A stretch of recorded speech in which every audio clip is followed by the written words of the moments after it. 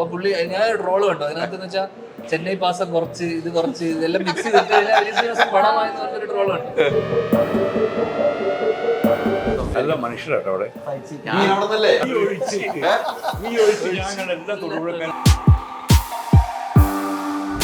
സൗഹൃദം അതൊക്കെ ഒരു ഭാഗ്യമല്ലേ? വലിയ ഭാഗ്യം. ഞാൻ എന്റെ കൂടെ ഇരിക്കാൻ പറ്റുന്നില്ലേ? പക്ഷെ എപ്പോഴും ഫൈറ്റ് ചെയ്താൽ മാത്രം പോലെ വല്ലപ്പോഴും ജയിക്കണം.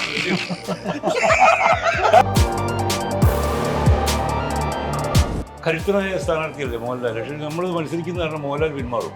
മോനെ നീ എടുത്തോ പറയും.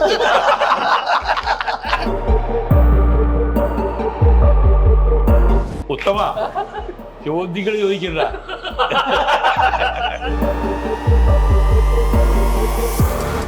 രാഷ്ട്രീയ ഗുരു.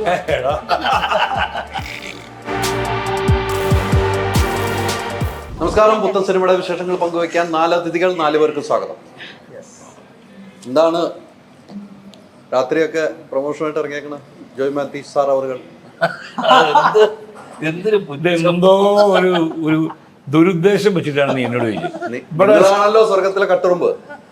കട്ടുറുമ്പ് ഇയാളാണ്. അല്ല, നിങ്ങൾ തന്നെയാ. ഇവരുടെ ജീവിതത്തിലെ കട്ടുറുമ്പ് നിങ്ങളായിരിക്കും. പലരുടെയും ജീവിതം.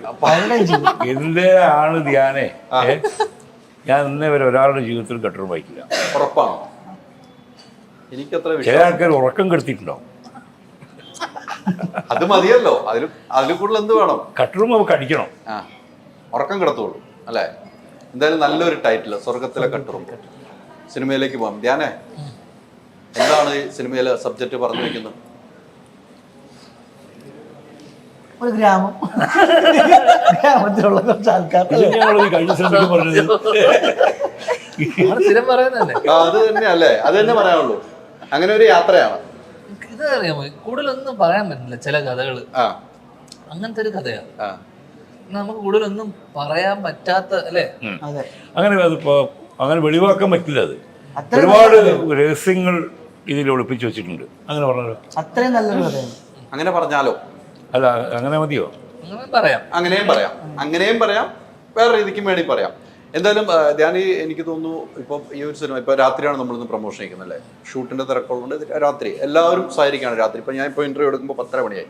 രാത്രിയാണ് ഇന്റർവ്യൂ എടുക്കുന്നത്. അപ്പൊ ഈ സിനിമയിൽ എന്തൊക്കെ ഒളിഞ്ഞു കിടപ്പുണ്ട്. ഈ സിനിമ പ്രേക്ഷകർ ഏറ്റെടുക്കുന്നുള്ള പ്രതീക്ഷയുമുണ്ട് നിങ്ങൾക്ക്. അല്ലെങ്കിൽ എന്തായാലും രാത്രി പറഞ്ഞ ഒരു കാര്യം എനിക്ക് തോന്നുന്നില്ല. ധ്യാനയൊക്കെ സംബന്ധിച്ച് ജോയ് സാറാണെങ്കിലും ഈ പ്രായത്തിലും, ഉണ്ടെങ്കിലും വലിയ പ്രായമൊന്നുമില്ല, ഈ പ്രായത്തിലും വരുന്നു എന്ന് ഞാൻ പറയുന്നു നിങ്ങൾ എല്ലാവരും. അപ്പൊ ഈ സിനിമ പ്രേക്ഷകർ കാണേണ്ട ഒരു സിനിമയാണ് നിങ്ങൾക്ക് തന്നെ സ്വയം തോന്നുന്നതുകൊണ്ട് തന്നെയാണ് ഈ സിനിമയിലേക്ക് വരുന്നതെന്ന് ഞാൻ കണക്ക് കൂട്ടുന്നു. അത്തരം ഒരു നല്ല സിനിമയുടെ ഭാഗമാകാൻ തീരുമാനിച്ചിറങ്ങി തിരിച്ചിട്ടുണ്ടോ ധ്യാൻ?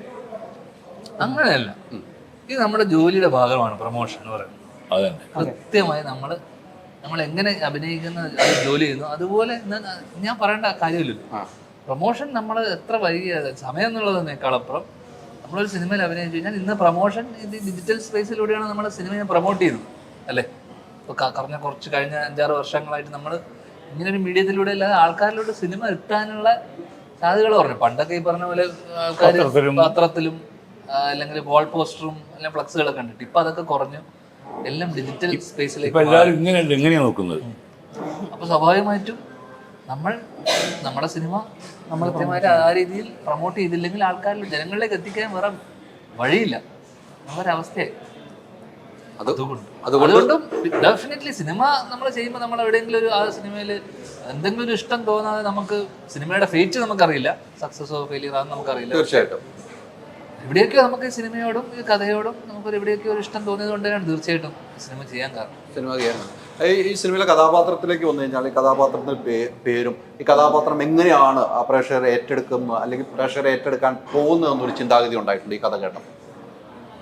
അങ്ങനെ ചിന്തിച്ചിട്ടില്ല ഞാൻ. ഇതിലൊരു ഇവര് കഥ പറഞ്ഞൊരു ഐഡിയ, കഥാപശ്ചാത്തലമൊക്കെ നമ്മൾ തൊടുപുഴയാണ് ഷൂട്ട് ചെയ്യുന്നത്. തൊടുപുഴ സ്ഥിരം ഷൂട്ടിംഗ് ലൊക്കേഷനാണ്, അറിയാലോ തൊടുപുഴ. കഥ തുടങ്ങുന്നത് വളരെ ചെറിയ നാട്ടുമ്പുറത്ത് ഞാൻ സ്കൂൾ മാഷായിട്ടാണ് ആദ്യമായിട്ടാണ് തോന്നുന്നു. സ്കൂൾ മാഷായിട്ട് ജോസ് എന്നാണ് ക്യാരക്ടറിന്റെ പേര്. കുറച്ച് ക്രിസ്ത്യൻ മൈനോറിറ്റിയൊക്കെ ഉള്ള ഒരു സ്ഥലത്ത് കുടിയേറ്റ മേഖലയിൽ നടക്കുന്ന ഒരു സംഭവം.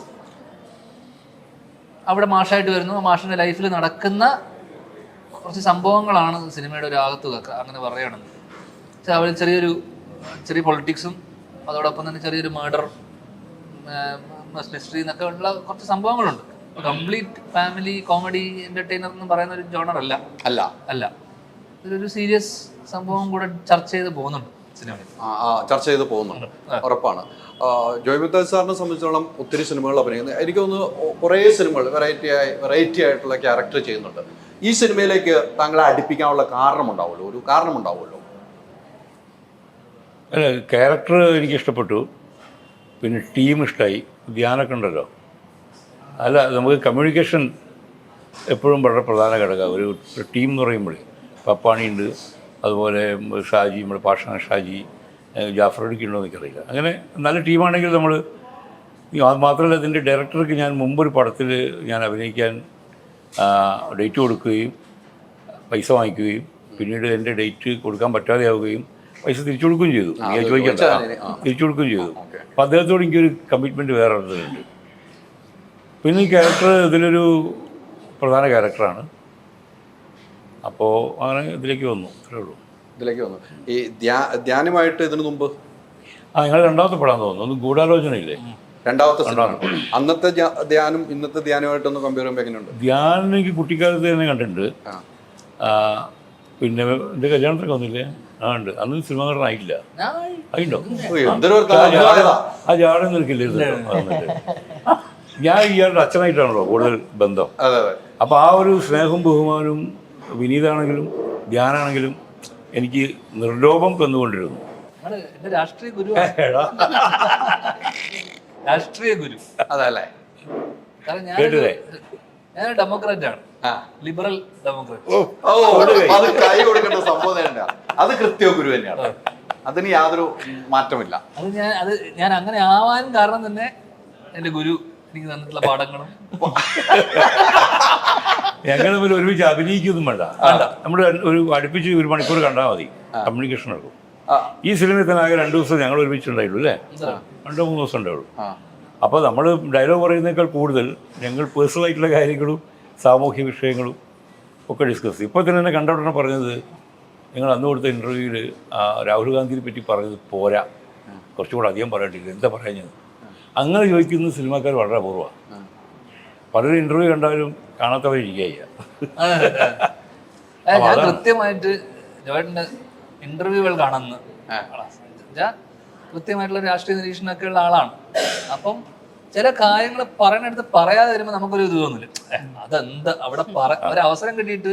ഇപ്പൊ ഞാൻ വന്നോണ്ടന്നെ പറഞ്ഞു പറയാനുള്ള സ്പേസ് ധ്യാനുണ്ടെന്നുള്ള അങ്ങനെ ഒരു സ്പേസ് ഞാൻ കൊടുത്തിട്ടുണ്ട്. എന്നെ ക്വസ്റ്റ്യൻ ചെയ്യാനും എന്നെ തിരുത്താനും ഒക്കെ ഉള്ള സ്പേസ് കൊടുത്തിട്ടുണ്ട്.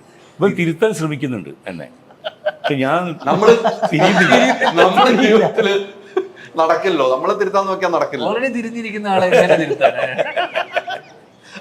അല്ല, ഇപ്പൊ ജോയേട്ടന് നമുക്ക് എല്ലാവർക്കും ഒരു മൂന്നാമതൊരാളുടെ ഒരു കണ്ണ്, ഒരു തേർഡ് പേഴ്സൺ പെർസ്പെക്റ്റീവ് ഉണ്ട്. നമ്മളെല്ലാത്തിനെയും കാണുമ്പോൾ അതിനെ മാറി ഒരാൾ കാണുമല്ലോ, വേറിട്ട ചിന്ത എന്നൊക്കെ പറയും. അങ്ങനെ ഒരു ചിന്തയുള്ള ആളാണ് എല്ലാത്തിനെ കുറിച്ച്. പക്ഷെ എല്ലാത്തിനും കൃത്യമായിട്ട് മറുപടിയും പറയുന്ന ആളാണ്. മറുപടി പറയാം. അതുകൊണ്ട് തന്നെയാണ് ആ അദ്ദേഹത്തിനോട് ആളുകൾക്ക് ഇഷ്ടവും എതിർപ്പും ഉള്ളത് ഒരുപോലെ. അതുകൊണ്ടല്ലേ ഞാൻ രാഷ്ട്രീയ ഗുരുവായിട്ട് ഭയങ്കര ഗുരുസ്ഥാനത്ത് തന്നെ നിൽക്കുവാണ്. അത് എന്തായാലും ഈ സിനിമയിലേക്ക് നമ്മൾ തിരിച്ചെത്താം. ഈ സ്വർഗത്തിലെ കെട്ടുറുമ്പിലേക്ക് നമ്മൾ ഇപ്പം നേരത്തെ ഞാൻ പറഞ്ഞ പോലെ നമുക്ക് ഫാമിലി എന്നോ എന്റർടൈൻമെന്റ് ഒന്നും പറയില്ല, എല്ലാം കൂടി ഇണങ്ങിയ ഒരു സിനിമയാണ്. ഇത്തരം ഒരു സബ്ജക്റ്റ് നമുക്ക് കേൾക്കുമ്പോൾ ജോയിച്ചേട്ടൻ കേട്ടല്ലോ, നമ്മളൊരു ബന്ധം വെച്ചാന്ന് കേട്ടല്ലോ, ഇത്തരം സബ്ജക്റ്റുകൾ ലോകത്ത് നടക്കുന്ന സംഭവങ്ങളായി തോന്നിയിട്ടുണ്ടോ? ഇപ്പം നമുക്ക് ഈ സിനിമ കണ്ടിറങ്ങുമ്പോൾ ഇങ്ങനെ ഒരു കുടുംബങ്ങൾക്ക് ഉണ്ടാകാം. തീർച്ചയായിട്ടും. കാരണം എന്താ വെച്ചാൽ വളരെ യാഥാർത്ഥ്യബോധമുള്ള ഒരു കഥയായിട്ട് എനിക്ക് തോന്നിയത്. കാരണം ഈ ശിവൻകുട്ടൻ ഇതിൻ്റെ റൈറ്റർ അയാളുടെ സ്വന്തം ജീവിതാനുഭവത്തിൽ നിന്ന് എടുത്തൊരു കഥയാണ്. അപ്പോൾ ഇതിലൊന്നും കൂട്ടിച്ചേർത്തിട്ടില്ല. അത് കഥ പറയുമ്പോൾ തന്നെ നമുക്ക് മനസ്സിലായി, ഒന്നും കൂട്ടിച്ചേർത്തിട്ടില്ല, അങ്ങനെ ഒരു പെരുപ്പിച്ച് കാണിച്ചിട്ടുമില്ല. അപ്പോൾ യാഥാർത്ഥ്യത്തോട് അടുത്ത് നിൽക്കുന്ന ഒരു കഥ എന്നുള്ള രീതിയിൽ തന്നെ എനിക്കിത് സ്വീകാര്യമായി. കാരണം ഈ നുണ പറയുന്ന കഥ കേട്ടാൽ നമുക്ക് മനസ്സിലാവും, ഇല്ലാത്തത് പറയുന്നത്. ഇത് അങ്ങനെ എല്ലാം എനിക്ക് തോന്നി. കാരണം ഇത് സംഭവിച്ചിട്ടുണ്ട് എന്നൊക്കെയാണ് പറയുന്നത്. കാരണം ഇത് നമ്മൾക്ക് അറിയാത്ത, നമ്മളൊരിക്കലും ആലോചിക്കാത്ത ഒരു ടേണിംഗ് പോയിൻ്റൊക്കെ ഉണ്ട് ഇതിൽ. പൊളിറ്റിക്കലായിട്ടുള്ള. അപ്പോൾ അതൊക്കെ സിനിമ കാണുമ്പോൾ ആൾക്കാർക്ക് മനസ്സിലാവും. തീർച്ചയായിട്ടും മനസ്സിലാവട്ടെ. അപ്പം ഇനി ഇതിലെ കഥാപാത്രം എങ്ങനെയാണ്? എൻ്റെ ക്യാരക്ടറുടെ പേര് ഫ്രെഡി എന്നാണ്. ഫ്രെഡി ഈ പറഞ്ഞ പോലെ ആ നാട്ടിൽ മലയോര പ്രദേശത്തുള്ള ഒരു പയ്യനാണ്. പയ്യൻ കുറച്ച് ദൂരെ മാറി നിന്നിട്ട് ഇടയ്ക്ക് മാത്രം നാട്ടിൽ വന്നിട്ട് പയ്യനാണ്. പയ്യനാണ്. അതായത് ഇദ്ദേഹത്തിന് അനിയനായിട്ടാണ്. അപ്പൊ ഞാൻ ഒരുപാട് പ്രായം ലേറ്റ് ആയിട്ട് ജനിച്ച കുട്ടി. നെഗറ്റീവ് ഷെയ്ഡുള്ള ക്യാരക്ടറാണ്. പക്ഷെ എന്നാലും ചേട്ടൻ പറഞ്ഞ പോലെ സ്ക്രിപ്റ്റിലൊരു പുതുമയുണ്ട്. ഈ ക്യാരക്ടറിന് സ്ഥിരം വില്ലൻ വേഷങ്ങൾക്ക് അപ്പുറം ഒരു പ്രത്യേകത ഇതിന് ക്യാരക്ടറിനുണ്ട്. അത് ലുക്കിൽ തന്നെ അങ്ങനെ തന്നെയാണ്. നന്നായിട്ട് ചെയ്യാൻ പറ്റി. പറഞ്ഞ പോലെ ഒരു സസ്പെൻസ് ഉണ്ട് അല്ലേ ആ സ്ക്രിപ്റ്റിൽ.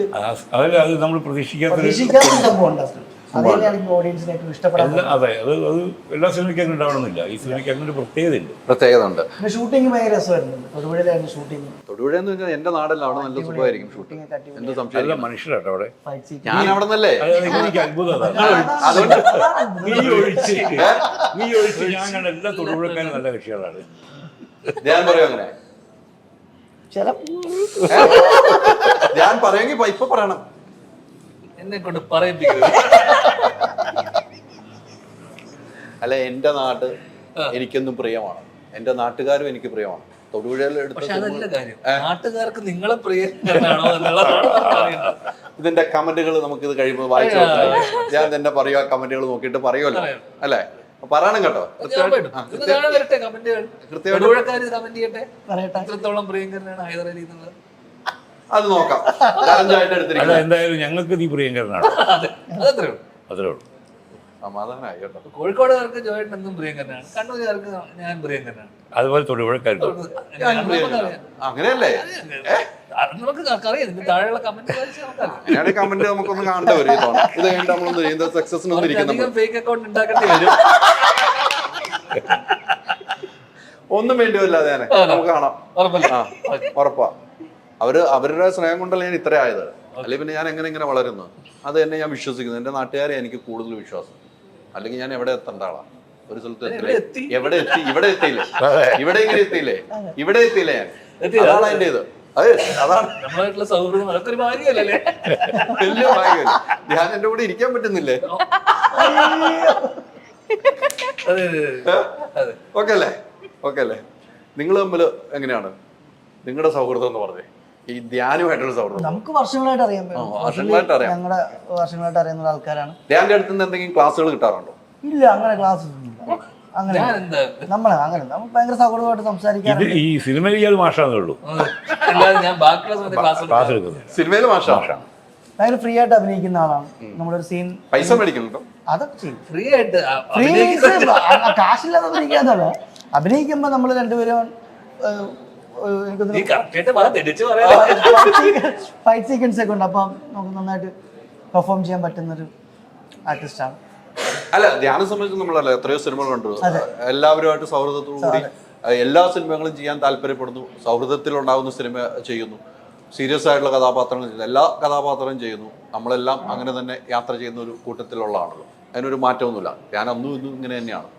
ഏതെങ്കിലും സിനിമ ഇനി ഈ മാസം റിലീസുണ്ടോ? ഇത് കഴിഞ്ഞിട്ട് വേറെ ഉണ്ടോന്ന് എനിക്കൊരു സംശയം ഉണ്ട്. ഇങ്ങനെ നിൽക്കുവല്ലേ എല്ലാ സിനിമയിലും അഭിനയിക്കും. മുട്ടി നിൽക്കുക.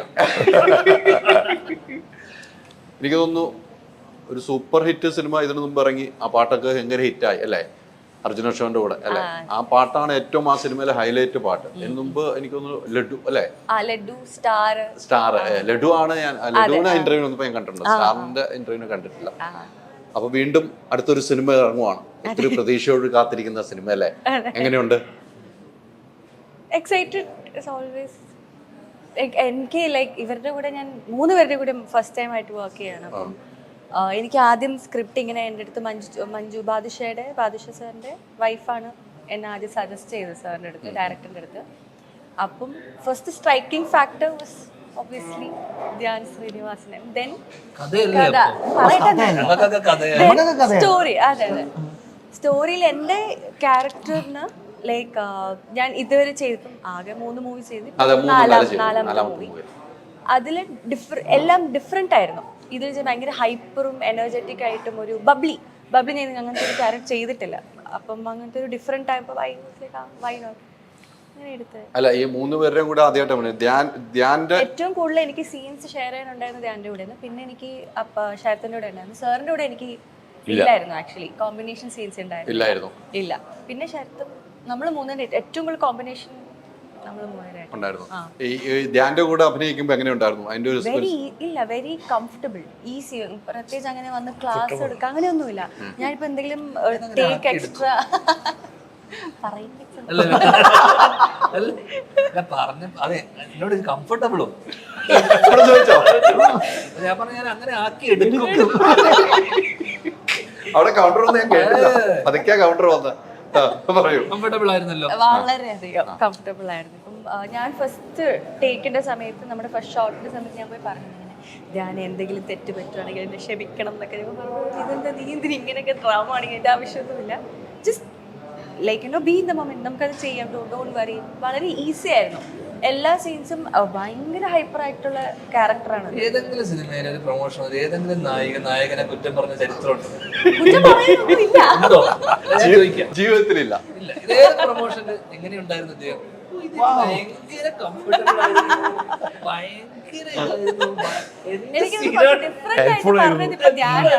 ചിലതൊക്കെ പറഞ്ഞു തരും, അങ്ങനെ ചെയ്യും ഇങ്ങനെ ചെയ്യും. ഇല്ല, ഞാൻ പറഞ്ഞു തന്നിട്ടില്ല എന്ന് തന്നെ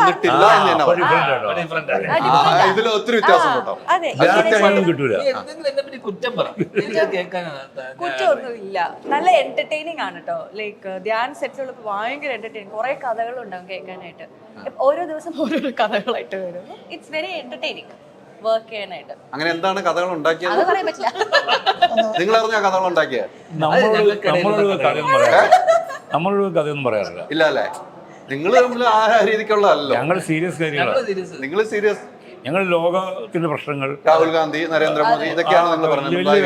എങ്ങനെ നാട് നന്നാക്കാന്നുള്ള സത്യം. സത്യം. വളരെ സെക്യുലർ ആയിട്ടുള്ള അല്ലേ? അതെ അതെ. ഗുരുനാഥൻ. അതെ, ഞങ്ങൾ സീരിയസ് ആയിട്ടുള്ള കാര്യം എന്ന് പറഞ്ഞാൽ ഞങ്ങൾക്ക് പെട്ടെന്ന് യോജിക്കാൻ പറ്റുന്ന ഒരുപാട് പ്ലാറ്റ്ഫോംസ് ഉണ്ട്.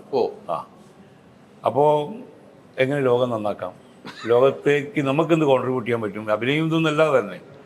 അപ്പം അതിൽ ആത്മാർത്ഥമായിട്ടുള്ള ചില അന്വേഷണങ്ങൾ ഞങ്ങൾ നടത്തും. ഞങ്ങൾ പരസ്പരം ഡിസ്കസ് ചെയ്യും. ഒരുപാട് കാര്യങ്ങൾ, ആകാശത്തിലുള്ള പല കാര്യങ്ങളും, എസ്പെഷ്യലി പൊളിറ്റിക്സ്. അതാണ് പറഞ്ഞത്. വേണമെങ്കിൽ ഞങ്ങളുടെ കൂടെ കൂടിക്കോ. അതുകൊണ്ട് ഈ നാടിന് ഇതുപോലെ ഒരു ഗുണം ഉണ്ടാവില്ല. അത് വേറെ കാര്യം. അത് വേറെ കാര്യം. പറയാതെ മാത്രമേ ഉള്ളൂ. ഞങ്ങളത് വളരെ കൂലംകുശലമായി ചർച്ച ചെയ്യും. അത് നമ്മൾ പറയേണ്ട ചില അവസരങ്ങൾ വരുമ്പോൾ നമ്മൾ തുറന്ന് പറയുകയും ചെയ്യും. അതെ, നമ്മളോട് രാഷ്ട്രീയം ചോദിക്കാത്തോണ്ടാ, ചോദിക്കുകയാണെങ്കിൽ രാഷ്ട്രീയം തുറന്ന് കാണിച്ചിട്ടുണ്ടല്ലോ. സൗഹൃദത്തിലാണെങ്കിൽ പോയി ചില ആളുകൾക്ക് വേണ്ടി നമ്മള് പ്രചരണത്തിനൊക്കെ പോയിട്ടുണ്ടല്ലോ. പ്രചരണത്തിനൊന്നും ഞാൻ പോയിട്ടില്ല. പ്രചരണത്തിലല്ല പോയിട്ടില്ല, ശരിയാണ്. ഞങ്ങള് ഹൃദയം കൊടുക്കും, ചോദിച്ചാൽ സൗഹൃദത്തിന്റെ പുറത്ത്. അത് രാഷ്ട്രീയമില്ലല്ലോ. അപ്പോൾ നീ ചോദിക്കുകയാണെങ്കിൽ, ഞാൻ ചോദിക്കുകയാണെങ്കിൽ നമ്മൾ വേണമെങ്കിൽ ഹൃദയം തരും. അതെയോ? പക്ഷെ ഇതിന്റെ പൊളിറ്റിക്സ് നമ്മൾ സപ്പോർട്ട് ചെയ്യും. അത് നമ്മൾ ഒരു വ്യക്തിയോട് ഇഷ്ടമാണ്. എന്റെ രാഷ്ട്രീയം സപ്പോർട്ട് ചെയ്യില്ല. ഇല്ല, പക്ഷെ നിനക്ക് വേണ്ടി ഹൃദയം തരും. എനിക്കൊരു കിഡ്നി വേണമെന്ന് വിചാരിച്ചോ, നമ്മൾ ഒരു വേണമെങ്കിൽ കിഡ്നി തരും. അതല്ലേ? പക്ഷെ രാഷ്ട്രീയത്തെ നമ്മൾ സപ്പോർട്ട് ചെയ്യും. രാഷ്ട്രീയത്തിൽ തരും. രാഷ്ട്രീയം അത് വേറെ, എന്റെ രാഷ്ട്രീയം വേറെ, എല്ലാവരും രാഷ്ട്രീയം വേറെ അല്ലേ? പിന്നെ രാഷ്ട്രീയം ആ രാഷ്ട്രീയത്തിന്റെ വഴിക്ക് പോട്ടെ. പക്ഷെ നിങ്ങൾ നമ്മൾ കൂടെ ഇരിക്കുമ്പോൾ നാട്ടിനെ നന്നാക്കാൻ പല കാര്യം ചിന്തിക്കുമെങ്കിലും ഞങ്ങൾ പറഞ്ഞ് ചിന്തിച്ചോണ്ട് മാത്രം കാര്യമില്ല. അവരും ചിന്തിക്കണ്ടേ? അതെ, ഇരിക്കുന്ന ആൾക്കാരൊക്കെ ചിന്തിക്കണ്ടവര്. അപ്പം അതാ പറഞ്ഞ ഒരു ഞങ്ങൾ എന്തെങ്കിലും ഒരു സ്ഥാനത്തിൽ കൊണ്ട് നിർത്തൂ, അവിടെ കൊണ്ടിരുത്തു. അമ്മയിലേക്ക് വരുന്നു, കൊണ്ടിരുത്തോ. അമ്മയില് മത്സരിക്കുന്നുണ്ട് താരസംഘടന അമ്മയിലേക്ക്. ഇനി വെച്ചടി അമ്മക്ക് കണ്ടോ പോലെ അതല്ലേ? അത്രയും വലിയ വാലിഡേഷൻ അല്ലേ? ഒരു സ്ഥാനത്ത് കൊണ്ട് ഇരുത്താൻ തീരുമാനിച്ചേക്കാണ്. അത് ഇരുത്തണോ ഇല്ലയോ എന്നുള്ളത് വോട്ടിംഗ് അറിയാം. പക്ഷെ ഇരുത്തിയ ഒരു മാറ്റം ഉണ്ടാവും. നമ്മൾ വോട്ട് ചെയ്യും. ഞാൻ വോട്ട് എനിക്ക് ഉത്തരവാദിത്തമില്ല. അങ്ങനെയാണ് പറഞ്ഞത്. അത് പുറത്ത് പറയാൻ പാടില്ല. എനിക്ക് ആർക്കാരാ ഓട്ടിട്ട് ഒരിക്കലും പറയുക ഒരാൾ എന്റെ ഗുരു ആയതുകൊണ്ട് തന്നെ എനിക്ക് സ്ഥാനമാനങ്ങളിൽ എനിക്ക് താല്പര്യമില്ല. താല്പര്യമില്ല. അപ്പൊ ഗുരു ഇങ്ങനെ ഒരു സ്ഥാനത്ത് പോയി മത്സരിക്കുന്നതിനോട് എനിക്ക് യോജിപ്പില്ല. യാതൊരു യോജിപ്പില്ല. യോജിപ്പില്ല. അതിനോട് പറഞ്ഞു വന്നുടനെ പറഞ്ഞു എന്തിനാ നിങ്ങൾ വെറുതെ മത്സരിക്കുന്നത് ചോദിച്ചു. നിങ്ങൾ അതിലും വലിയ ഉയരത്തിലുള്ള ആളല്ലേ, നിങ്ങൾ എന്തിനും മത്സരിക്കുന്നത്? ഹലോ ചിന്ത കൊണ്ട് ആലോചന കൊണ്ട് ഇതിനേക്കാളും ഉയരത്തെ ഒരു സ്ഥാനത്തിന്റെ ആവശ്യമില്ലല്ലോ. നമുക്ക് സംസാരിക്കാനും നമുക്ക് കാര്യങ്ങളെ എക്സ്പ്രസ് ചെയ്യാനും നമുക്കൊരു ഒരു സ്ഥാനത്ത് നിൽക്കണം എന്ന് വെച്ചാൽ ആവശ്യമൊന്നുമില്ല. മാറ്റി ചിന്തിച്ചാലോ? പിൻവലിക്കാൻ സമയമുണ്ട്, 2 ദിവസം കൂടി ഉണ്ട്. അല്ല ജയിച്ചില്ലെങ്കിലും തോറ്റാലേ നാണക്കേടാണ് ഗുരു. ഗുരു ഇതിനു മത്സരിച്ചതല്ലേ, റേറ്റേഴ്സ് യൂണിയനിലെല്ലാം ഗംഭീര പോരാട്ടം നടത്തിയ. മത്സരിക്കുക എന്നുള്ളതാണ്, ജയിക്കുക സെക്കൻഡറിയാണ്. അങ്ങനെയാണ് എന്നോട് പറഞ്ഞത്. ജയിക്കുകയാണെങ്കിൽ എല്ലാവരും ജയിക്കണ്ടേ? അതല്ല, ജയവും തോൽവി ഉണ്ടാവും, പക്ഷെ ഫൈറ്റ് ചെയ്യുക എന്നുള്ളതാണ്. ഫൈറ്റ് ചെയ്യാനൊരു സ്പിരിറ്റ് നമുക്ക് ഉണ്ടാവണം എന്നുള്ളതാണ്. അത് ശരി. അതാണ് എൻ്റെ പോളിസി. അതാണ് അങ്ങനെയാണ് ആ ഫൈറ്റിങ്ങിന്. പക്ഷെ എപ്പോഴും ഫൈറ്റ് ചെയ്താൽ മാത്രം പോലെ വല്ലപ്പോഴും ജയിക്കണം ഗുരു. ഇത് ഗംഭീര സംഭവമാണ്. ആ 30-ാം തീയതി കഴിയുമ്പോ ഈ സാധനം കട്ട് ചെയ്തിടാൻ പറ്റുന്ന സാധനമായി മാറും. കൊറേ ഫൈറ്റ് ചെയ്ത് തോറ്റു പോയി കഴിഞ്ഞാലേ നമുക്ക് മടുക്കും ഫൈറ്റ്. സുരേഷ് ഗോപി എത്ര പ്രാവശ്യം നിന്നു? 2 പ്രാവശ്യം. 3-ാം പ്രാവശ്യം. 3-ാമത്തെ പ്രാവശ്യം ജയിച്ചു. എത്ര ഭൂരിപക്ഷത്തിന്? 77. ചില്ലറ അത് ചില്ലറയല്ല, ഭയങ്കര ഭൂരിപക്ഷമില്ല. അപ്പൊ ഇത് രണ്ടാമത്തെ ഫൈറ്റ് ഞാൻ ഇതിനു മുമ്പ് നിന്നിട്ടുണ്ടല്ലോ, കോളേജ് പഠിക്കുമ്പോഴൊക്കെ ഇഷ്ടം പോലെ നിന്നിട്ട്. എവിടെയും ജയിച്ചിട്ടുണ്ടോ? പിന്നെ എവിടെ ജയിച്ചത്? ഗുരുവായൂർ എന്ത് സ്ഥാനത്തേക്ക് മത്സരിച്ചു? Magazine editor. അത് ജയിച്ചു. മത്സരിച്ചു. പിന്നെ ഇന്ത്യൻ മീഡിയ ഫോറം ദുബായ് 2 ടേമിൽ ഞാനായിരുന്നു ജനറൽ സെക്രട്ടറി. തീർച്ചയാണ് മത്സരം, കടുത്ത മത്സരം. പിന്നെ മത്സരം ചെയ്യും തോൽവിയൊക്കെ ഉണ്ടോ? ബാലൊന്നും ചുള്ളിക്കോടാണ് തോറ്റത്, അല്ലാണ്ട് അപ്പൊ ഉപ്പനോടല്ല. നമ്മൾ മത്സരിക്കേണ്ടത് അങ്ങനത്തെ ആൾക്കാരോട് ഇരിക്കണം. അവരോട് മത്സരിച്ച് തോറ്റാലും നല്ലതാ. ഇപ്പൊ ആനി രാജ അവിടെ പോയിരുന്നു, സുരേന്ദ്രൻ പോയിരുന്നു വയനാട്ടില്, അവരോട് മത്സരിച്ച് രാഹുൽ ഗാന്ധിനോട്. അപ്പൊ ഞാൻ ചെയ്യുന്ന അമ്മയിലെ എക്സിക്യൂട്ടീവ് ബാക്കി മത്സരിക്കുന്ന ഒക്കെ ഭയങ്കരമാരാണ്, ഒക്കെ ശക്തന്മാരാണ്. തോറ്റാലും കുഴപ്പമില്ല, ഒരു കുഴപ്പമില്ല. അല്ല ചോദിക്കണ്ടേ? ശക്തന്മാരോട് തോറ്റാൽ കുഴപ്പമില്ല. നമ്മൾ ഫൈറ്റ് ചെയ്യുന്നത് ഒരിക്കലും കുറച്ച് കാണരുത് മറ്റേ ആളെ. നമ്മളെക്കാൾ ശക്തനാണെന്ന് നമ്മൾ ആദ്യമേ തീരുമാനിക്കണം. ഞാൻ എന്റെ ഗുരുവിന്റെ സംശയം അറിയാമോ, ഈ ശക്തന്മാരെന്ന് അറിയുമ്പോൾ നമ്മളത് പിൻവലിക്കുന്നതല്ലേ?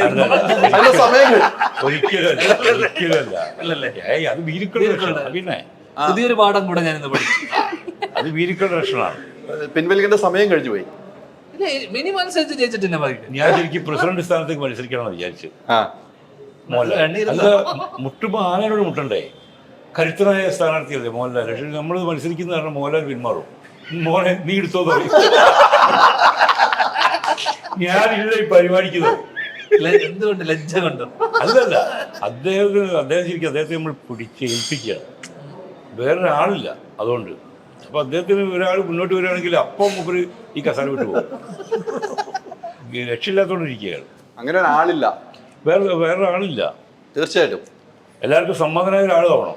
ആരെങ്കിലും വന്നിരുന്നൊരു കാര്യമില്ല, സമ്മതനാവണം. അയാൾ പറയുന്നതിന് സ്വീകാര്യത വേണം. അതിനൊരു ഒരു എന്താ പറയുക അതിനൊരു ഡിസിഷൻ മേക്കർ ആയിരിക്കണം അയാൾ. അതൊക്കെ ഉള്ളൊരു ക്വാളിറ്റിയുള്ള ആളാണ് മോഹൻലാൽ. അപ്പോൾ ഞാൻ വിചാരിച്ചു എക്സിക്യൂട്ടീവ് ആകും, അദ്ദേഹത്തെ നേർവഴിക്ക് നയിക്കാം. അങ്ങനെ ഒരു ക്വാളിറ്റി ഉള്ള ആളാണെന്ന് അറിഞ്ഞിട്ടും പ്രസിഡന്റ് സ്ഥാനത്ത് മത്സരിക്കാൻ കാരണം അത് ഞാൻ വിചാരിച്ചു പരാജയപ്പെടുമല്ലോ. പരാജയപ്പെടുന്നത് വലിയൊരാളോടായിക്കോട്ടെ എന്ന് വിചാരിച്ചിട്ട്.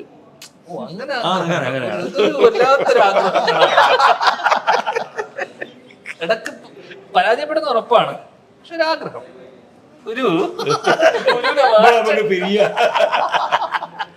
ഗുരുവിന്റെ മാറ്റേണ്ട സമയം ശരിക്കും വിലയിരുത്തപ്പെടുന്ന മാറ്റങ്ങളായി മാറിയിട്ടുണ്ടല്ലേ. കുറച്ചും കൂടി താത്വികമായി കാര്യങ്ങൾ മനസ്സിലാക്കാൻ ശ്രമിക്കണം. കുമാര ഭാഷ ക്ലാസ് കണ്ടില്ലേ നീ? ഉത്തമ ചോദ്യങ്ങൾ ചോദിക്കണ്ട,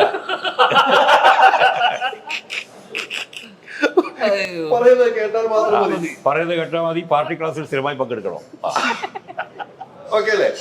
എന്തായാലും രസമാണ്. നമുക്ക് ഈ സിനിമ സൂപ്പർ ഹിറ്റ് ആണോ, ഇതൊക്കെയാണ് നമ്മുടെ ആഗ്രഹം. സിനിമകളുടെ വിജയത്തിന്റെ ഒരു സമയമാണിപ്പോൾ. എല്ലാ സിനിമകളിലും വിജയമാണ്. ഞാൻ ഒരു കാര്യം ചോദിച്ചാൽ, ഈ ട്രോളുകൾ ഇപ്പൊ എൻജോയ് ചെയ്തോ? നമ്മുടെ വർഷങ്ങൾക്ക് ശേഷം OTT വന്നപ്പോഴാണ് ഇപ്പൊ ട്രോളുകളുടെ കളി വന്നിരിക്കുന്നത്. എങ്ങനെയുണ്ട്? എനിക്ക് കുറവാ പൊതുവെ.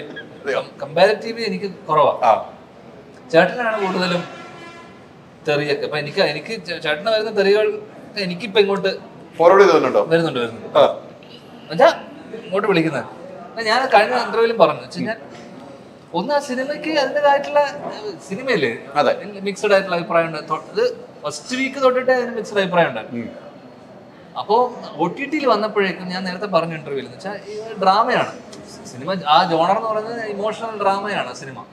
അങ്ങനത്തെ സിനിമകൾ OTT നമുക്ക് വീട്ടിലിരുന്ന് കണ്ടു കഴിഞ്ഞാൽ അത് എങ്ങനെയാണെങ്കിലും ബോറടിക്കും, ലാഗ് വരും, ഇതൊക്കെ ഉണ്ട്. പിന്നെ ആ സിനിമക്ക് അതിൻ്റെതായിട്ടുള്ള അതൊരു കംപ്ലീറ്റ് സിനിമയൊന്നും നമുക്ക് ഒരിക്കലും അവകാശപ്പെടാൻ പറ്റില്ല. നമ്മൾ ആ സമയത്ത് നമ്മളതിനെ എൻ്റെ സിനിമ ആയതുകൊണ്ട് ഞാൻ പോയി പ്രൊമോട്ട് ചെയ്തു. ഞാനൊരു സ്ഥലത്തും പോയിട്ട് ഇത് ഗംഭീര സിനിമയാണെന്ന് ഞാൻ പറഞ്ഞിട്ടില്ല. പക്ഷെ എൻ്റെ സിനിമ ആയതുകൊണ്ട് ഞാൻ പ്രൊമോഷന്റെ ഭാഗമായിട്ട് ഞാൻ പോയിട്ട് അതിലിരുന്നു, ഇന്റർവ്യൂവിന്റെ ഭാഗമായിരുന്നു, പരിപാടികളൊക്കെ ഉണ്ടായിരുന്നു. അപ്പൊ എന്റെ തള്ളു കണ്ടിട്ട് സിനിമ കണ്ടു എന്ന് പറഞ്ഞ കുറെ ആൾക്കാർ ചീത്ത വിളിക്കുന്നുണ്ട്. പക്ഷെ ഞാൻ ഒരു സ്ഥലത്തും അത് ഗംഭീര സിനിമയാണ്. ഞാൻ അതിന്റെ 2ാമത്തെ ആഴ്ച മനീഷേട്ടന്റെ ക്യൂവിന്റെ ഇന്റർവ്യൂവിൽ വന്നിട്ട് ഞാൻ കൃത്യമായിട്ട് ആ സിനിമക്ക് ഉള്ള പാളിച്ചകളും പ്രശ്നങ്ങളൊക്കെ ഉണ്ടെന്ന് ഞാൻ പറഞ്ഞിരുന്നു. ആ സിനിമ ഓടിക്കൊണ്ടിരിക്കുന്ന സമയത്ത്. അപ്പൊ അതുകൊണ്ട് ഞാനത് സമ്മതിച്ചാണ്. പക്ഷെ ഒരു ഫെസ്റ്റിവൽ സമയം വലിയൊരു സിനിമ, ആവേശം പോലത്തെ സിനിമയിലൂടെ ക്ലാഷ് വരുമ്പോൾ നമ്മൾ പിടിച്ചു നിൽക്കണമെങ്കിൽ നമ്മൾ അങ്ങോട്ടും ഇങ്ങോട്ടും സംസാരിച്ചു. കാരണം ഞാൻ ഒറ്റയ്ക്കായിരുന്നു ആ ഓപ്പോസിറ്റിൽ. അവിടെ സംസാരിക്കാൻ ആൾക്കാരില്ല. കാരണം പ്രൊമോഷന് അപ്പു പ്രണവ് വരില്ല, കല്യാണിയില്ലായിരുന്നു, ആരും ഇല്ലായിരുന്നു, നിവിൻ വന്നില്ല. അപ്പൊ അവിടെ ആരെങ്കിലും വേണ്ടേ ഒന്ന് ഇതാക്കി എടുക്കാൻ. അപ്പോൾ അതുകൊണ്ട് തന്നെ ആ ഒരു ഓളം ഉണ്ടാക്കി എടുക്കാൻ ആ സിനിമയെ ആ പ്രൊമോഷണൽ കണ്ടന്റ് ഒക്കെ ഹെൽപ്പ് ചെയ്തു ഒരു പരിധി വരെ. അപ്പൊ എന്റെ തള്ളു കണ്ടിട്ട് പോയി എന്ന് പറഞ്ഞ ആൾക്കാർ എന്റെ ഇന്റർവ്യൂ കണ്ടിട്ട് നമ്മൾ കുറെ പോയ ആൾക്കാരുണ്ട്.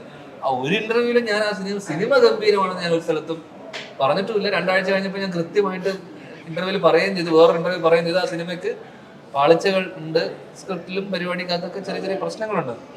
ട്രോളുകൾ സ്വാഭാവികം എന്ന് വെച്ച് കഴിഞ്ഞാൽ, കാരണം തിയേറ്ററിൽ വർക്കാവുന്ന പല സിനിമകളും OTT വർക്കാവുന്നില്ല എന്നുള്ളത് വളരെയധികം യൂഷ്വലാണ്, സത്യാവസ്ഥയാണ്. അത് ഓടിയ സിനിമകൾ പലതുമാണ് വർക്കാവാത്തത്. ഓടിയ എല്ലാ സിനിമകൾക്കും OTT വരുമ്പോഴേക്കും മിക്സഡ് അഭിപ്രായം വന്നിട്ടുണ്ട് മിക്ക സിനിമകൾക്കും. പക്ഷെ ഇത് കുറച്ചുകൂടെ അധികം ഭയങ്കര ട്രോളുകൾ വന്നു. അത് കാരണം വെച്ച് കഴിഞ്ഞാൽ എനിക്ക് തോന്നുന്നു വെച്ചാൽ ഞാൻ വേറെ ഇന്റർവ്യൂവിൽ പറഞ്ഞിട്ടുണ്ട്, ഒരു വിനീത് ശ്രീനിവാസൻ പടം എന്ന് പറയുമ്പോൾ തന്നെ അതിനകത്ത് പുള്ളി ഏറ്റവും കൂടുതൽ സ്ഥിരം ക്ലീഷയും ക്രിഞ്ചുകളും ഒക്കെ ഉള്ള ഒരു വിനീത് ശ്രീനിവാസൻ പടമാണ് ഇതെന്നും ഞാൻ ഇന്റർവ്യൂവിൽ പറഞ്ഞിട്ടുണ്ട്. ഞാൻ ആ ഇന്റർവ്യൂ തന്നെ പറഞ്ഞിട്ടുണ്ട്. എന്നുവെച്ചാൽ പുള്ളിയുടെ ഫോർമുലകളുടെ ഭാഗമാണ് ഈ പറഞ്ഞ പൈങ്കിളിയും ക്രിഞ്ചും ക്ലീഷയൊക്കെ. അത് പുള്ളിയുടെ പ്രീവിയസ് സിനിമകൾ എടുത്തു നോക്കിയാൽ ഈ ക്ലീഷയും ക്രിഞ്ചൊക്കെ ഉണ്ട്. അതിന് മുന്നത്തെ സിനിമകളിൽ ഈ ക്ലീഷയും ക്രിഞ്ചൊക്കെ ഉണ്ട്. അപ്പൊ ആൾക്കാർക്ക് ഏറ്റവും അറിയാവുന്ന, ദഹിക്കുന്ന, എല്ലാവർക്കും മനസ്സിലാവുന്ന ഒരു കഥ ചെയ്യുക എന്നുള്ളതാണ് പുള്ളിയുടെ ഫസ്റ്റ് തോട്ട്. അതിൽ നിന്ന് പുള്ളി ഉണ്ടാക്കിയെടുക്കുന്ന സിറ്റുവേഷൻ ഒക്കെ ചില സമയങ്ങളിൽ വളരെ കൺവീനിയൻസ് ഓഫ് ദ റൈറ്റർ എന്നുള്ള രീതിയിൽ പുള്ളി പല കാര്യങ്ങളും എഴുതി വെക്കുന്നതൊക്കെ പലതും ആൾക്കാർക്ക് ഇന്ന് കാണുമ്പോൾ പുതിയ ജനറേഷനിലെ ആൾക്കാർക്ക് ക്ലീഷയും ക്രിഞ്ചൊക്കെ ആയിട്ട് തോന്നും. ആണ്, സത്യമാണ്, അത് പുള്ളി തന്നെ സംഭവിച്ചിട്ടുണ്ട് അല്ലേ. അപ്പം അതിലൊരു തെറ്റ് പറയാൻ പറ്റില്ല. ബിക്കോസ് പുള്ളിയുടെ പ്രീവിയസ് സിനിമ ചെന്നൈ. അപ്പൊ പുള്ളി ഞാനൊരു ട്രോള് കണ്ടു. അതിനകത്ത് എന്ന് വെച്ചാൽ ചെന്നൈ പാസം കുറച്ച് ഇതെല്ലാം മിക്സ് ചെയ്തിട്ട് പടമായെന്ന് പറഞ്ഞൊരു ട്രോള് കണ്ടു. അത് സത്യമാണ്. അങ്ങനെ പറയാൻ നമുക്ക് ഒരിക്കലും നിരസിക്കാൻ പറ്റില്ല, സത്യമാണ്. അതൊരു ഫോർമുലയാണ്. അത് വീണ്ടും അതേ ഫോർമുല വെച്ചിട്ട് പടം ഓടിക്കാൻ പറ്റുന്നത് അയാളുടെ കഴിവും കൂടിയാണ്, 100% അല്ലേ. കാരണം അതേ ഒരു ഫോർമുല വെച്ചിട്ട് പടങ്ങൾ ഹിറ്റാക്കുക എന്ന് പറയുന്നത് വേറെ എന്തോ ഒരു മാജിക് അയാളുടെ എന്തോ ഒരു സാധനം ഉണ്ട്. കാരണം ഞാനും ചിന്തിച്ചിരുന്നു ഈ പടം എങ്ങനെയാണെന്ന്. ഞാനും ചിന്തിച്ചിരുന്നു, ഞാൻ സംസാരിച്ചിട്ടുണ്ട്. അപ്പോഴും ആ സിനിമ തിയേറ്ററിൽ എനിക്ക് തോന്നുന്നു ഏട്ടന്റെ ഇതുവരെ കളക്ട് ചെയ്തതിൽ ഏറ്റവും കൂടുതൽ ഓടിയ സിനിമ വർഷങ്ങൾക്ക് ശേഷമാണ്. അപ്പം ആ ഫോർമുലാനെ ക്രാക്ക് ചെയ്യാൻ ഇതുവരെ ആർക്കും പറ്റിയിട്ടില്ല. ആ ഫോർമുല വീണ്ടും വന്നാലും വിജയിക്കുന്നതാണ് എന്റെ വിശ്വാസം. കൃത്യമായി കാര്യങ്ങൾ പറയുന്ന ഒരാളാണ്. അതാണ് ഇപ്പം ഈ സിനിമയെ കുറിച്ച് നമുക്കറിയാം. ആ സിനിമ ഓടിയ സിനിമയാണ്. ഇപ്പൊ നേരത്തെ പറഞ്ഞ അത് ആ ഒരു മാജിക് ക്വാളിറ്റി അതാണ്. ഇപ്പൊ താൻ പങ്കെടുത്തു അല്ലെങ്കിൽ അഭിനയിച്ചു, അതിൽ ഭാഗവാക്കായി എന്നുള്ളതുകൊണ്ട് അത് ശരിയാണ്, അത് നല്ലതാണ്, അത് ഗംഭീരമാണ് എന്നൊന്നും ഇയാൾ പറയില്ല. അത് ക്രിട്ടിക്കലായിട്ട് അയാൾ കാര്യങ്ങൾ കാണുക. പലർക്കും, എനിക്ക് പോലും പറ്റില്ല, നമ്മൾ അഭിനയിച്ച പടങ്ങൾ നല്ലത് നമ്മൾ പറയുള്ളൂ. പക്ഷേ അതിൽ പോരായ്മകൾ അയാൾ വിലയിരുത്തുന്നത് ഞാൻ നോക്കിയിട്ട് പലപ്പോഴും പല സിനിമകളുടെ ഇൻ്റർവ്യൂവിലും ഞാൻ കണ്ടിട്ടുണ്ട്. അതാണ് ഒരു ഗുരു എന്നുള്ള നിലയ്ക്ക് എനിക്ക് അതിൽ ഗുരുവില്ല. പക്ഷെ അതൊക്കെ പൊളിറ്റിക്കൽ തോട്ടിന്റെ ഭാഗമാണ്. ക്രിട്ടിക്കലാവുക എന്നുള്ളതാണ്, സെൽഫ് ക്രിട്ടിക്കലാവുക, അത്രേ ഉള്ളൂ. അത് അല്ല നമുക്ക് ഗ്രോത്ത് ഉണ്ടാവില്ല, അല്ലെങ്കിലേ ഗ്രോത്ത് ഇല്ല. പക്ഷെ ഗ്രോത്തില്ല, ഇവര് ഗ്രോത്തില്ലാതെ ഏറ്റവും പണം ചെയ്യുന്ന ഇയാളാ. ഒരു വർഷം ഏറ്റവും കൂടുതൽ പണം ചെയ്യുന്ന ആള് ഒരു പേര് പറയാൻ പറ്റുന്നത് ഇപ്പം എനിക്ക് തോന്നുന്നു ഇപ്പൊ വിദ്യാഭ്യാസ മന്ത്രിയോട് പറഞ്ഞൊരു സ്കൂളിലൊരു ടെസ്റ്റ് പേപ്പർ ഇട്ടാലും ധ്യാന്റെ പേര് എന്തായാലും ചിലപ്പോ എന്ത് സംശയിക്കണം. സ്കൂളിലുണ്ട് PSC-ക്കൊക്കെ കൊടുത്താൽ അത് വേണ്ടി വരും. അപ്പൊ നിങ്ങൾ തമ്മിൽ ആലോചിച്ച ഒരു തീരുമാനത്തിൽ എത്തണം. ഗുരുവിന്റെ എന്തായാലും 30-ാം തീയതി ഇലക്ഷന് വേണ്ടി ഞാൻ കാത്തിരിക്കുന്നു. ഇലക്ഷൻ റിസൾട്ടിന് വേണ്ടി വോട്ട് ചെയ്യാൻ വരില്ലേ? വരും. ഇല്ലെങ്കിൽ ഞാൻ കള്ളവോട്ടിരിക്കും. അല്ല, നേരത്തെ പറഞ്ഞ പോലെ നിങ്ങൾ രണ്ടുപേരും ഈ ഗുരുവും ശിഷ്യുവിലെ യാത്ര ഇനിയും തുടരണം. ചില കാര്യങ്ങൾക്ക് ഇവനാ ഗുരു കേട്ടോ, ഇയാളെ ഗുരു. ചില കാര്യങ്ങൾ എനിക്ക് ഇയാളെ ഗുരു. അങ്ങനെയാണല്ലോ കൊടുക്കൽ വാങ്ങലുകൾ. ചില കാര്യങ്ങൾ ഞാൻ ഗുരു ഇയാൾ ശിഷ്യന്നില്ല. ചില കാര്യങ്ങൾ ഇയാൾ ഗുരു ഞാൻ ശിഷ്യനാകാറുണ്ടല്ലേ. അങ്ങനെ വേണം എപ്പോഴും. അങ്ങനെ ഉണ്ടെങ്കിൽ എന്തായാലും വേണം. എന്തായാലും ഈ ഗുരു ശിഷ്യന്റെ കാര്യങ്ങൾ ഇനിയും നമുക്ക് ഇതിന്റെ ആഘോഷത്തിൽ സ്വർഗത്തിലെ കട്ടുറുമ്പ് സൂപ്പർ ഹിറ്റ് ആകണം എന്ന് ആത്മാർത്ഥമായി ആഗ്രഹിക്കുന്നു, പ്രാർത്ഥിക്കുന്നു. കൂടെ ഉണ്ടാകും, സിനിമയ്ക്ക് കൂടെ നിൽക്കുക എന്നുള്ള ദൗത്യമാണ് നമുക്കൊക്കെ ഉള്ളത്. ഒരു ഇന്റർവ്യൂ എടുത്തിട്ട് പോവുക എന്നുള്ള, പിന്നെയും സിനിമയുടെ കൂടെ നിൽക്കുക എന്നുള്ളതാണ്. അത്രമാത്രം കഷ്ടപ്പാടുകളിലൂടെയാണ് സിനിമ വരുന്നത്. നല്ല സിനിമയുടെ ഭാഗമായ നിങ്ങൾക്ക് 4 പേർക്ക് ഒത്തിരി നന്ദി. എന്തായാലും ഗുരു ശിഷ്യൻ ബന്ധം തുടരുക. 30-ാം തീയതി വരെ കാത്തിരിക്കാം. ഈ സിനിമയുടെ വിജയത്തോടൊപ്പം തന്നെ ആ വിജയം ആഘോഷിക്കാൻ പറ്റുമെന്ന് നമുക്ക് കാത്തിരിക്കാം. പിന്നെ തീർച്ചയായും. ഓക്കെ അല്ലേ? Thank you. Thank you.